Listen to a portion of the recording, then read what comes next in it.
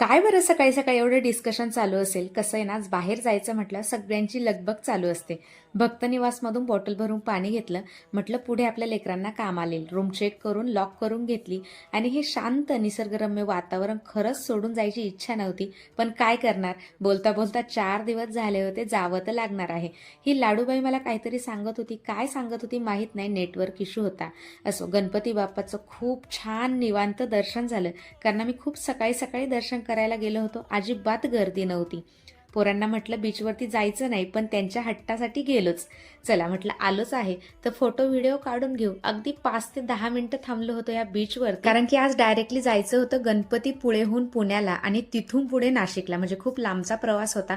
वाटेत जाता जाता माकडांनी माकडं पाहिले आणि माकडं पाहत पाहत प्रतापगडच्या पायथ्याशी गेलो. किल्ला पाहायला जाता आलं नाही कारण की वेळेचं लिमिट होतं. पुढच्या वेळेस नक्की कधीतरी प्लॅन करू. अरे बस बस बस, काय करताय? परतीचा प्रवास चालू असताना छान कडक चहा घेतला. हा चहा खूप फेमस होता. चहाचा आनंद घेतला आणि 4 दिवसांची ट्रिप आमची संपलेली होती. चला तर भेटूया पुढच्या व्हिडिओमध्ये.